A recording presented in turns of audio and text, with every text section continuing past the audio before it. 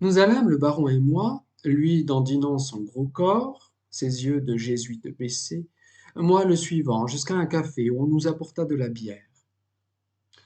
Je sentis les yeux de monsieur de Charlus attachés par l'inquiétude à quelque projet. Tout à coup, il demanda du papier et de l'encre et se mit à écrire avec une vitesse singulière. Pendant qu'il couvrait feuille après feuille, ses yeux étincelaient d'une rêverie rageuse. Quand il eut écrit 8 pages, puis-je vous demander un grand service me dit-il. Ouais, excusez-moi de fermer ce mot, hein, mais il le faut. Vous allez prendre une voiture, une auto, si vous pouvez, pour aller plus vite. Vous trouverez certainement encore Morel dans sa chambre où il est allé se changer. Pauvre garçon, il a voulu faire le fendant au moment de nous quitter, mais soyez sûr qu'il a le cœur plus gros que moi. Vous allez lui donner ce mot. Et s'il vous demande où vous m'avez vu, vous lui direz que vous vous étiez arrêté à Doncières, ce qui est du reste la vérité, pour voir Robert, ce qui ne l'est peut-être pas, hein, mais que vous m'avez rencontré avec quelqu'un que vous ne connaissez pas, que j'avais l'air très en colère, que vous avez cru surprendre les mots d'envoi de témoin. Je me bats demain, en effet. Surtout, ne lui dites pas que je le demande. Ne cherchez pas à le ramener. Mais s'il veut venir avec vous, ne l'empêchez pas de le faire. Allez, mon enfant, c'est pour son bien, vous pouvez éviter un gros drame. J'avais grand pitié de monsieur de Charlus. Il me semblait que Charlie aurait pu empêcher ce duel, dont il était peut-être la cause. Et j'étais révolté, si cela était ainsi, qu'il fût parti avec cette indifférence au lieu d'assister son protecteur.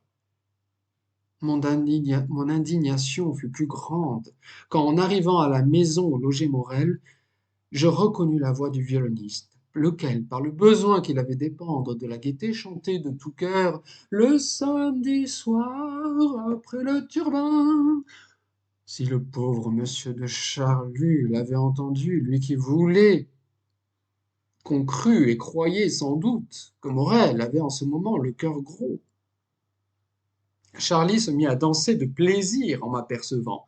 Oh mon vieux, pardonnez-moi de vous appeler ainsi, avec cette sacrée vie militaire, on prend de sales habitudes. Quelle veine de vous voir. Je n'ai rien à faire de ma soirée. Oh, je vous en prie, passons-la ensemble. On restera ici si ça vous plaît. On ira en canot si vous aimez mieux. On fera de la musique. Je n'ai aucune préférence. Je lui dis que j'étais obligé de dîner à Balbec.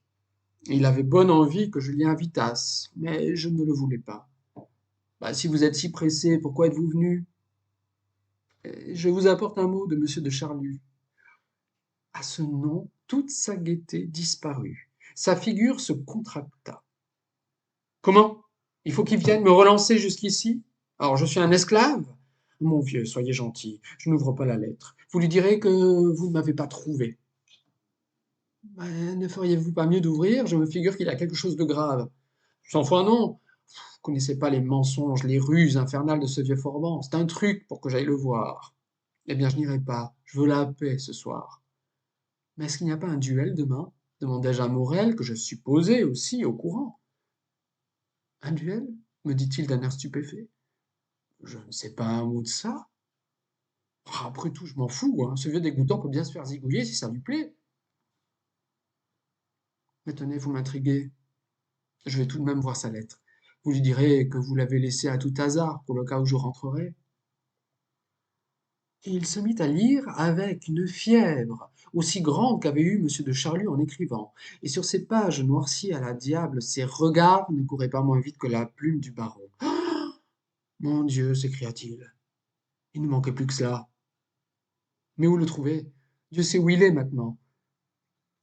J'insinuai qu'en se pressant, on le trouverait peut-être encore à une brasserie, où il avait demandé de la bière pour se remettre. Quelques minutes après, nous arrivions au café.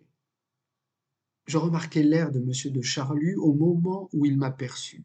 En voyant que je ne revenais pas seul, je sentis que la respiration, que la vie lui était rendue.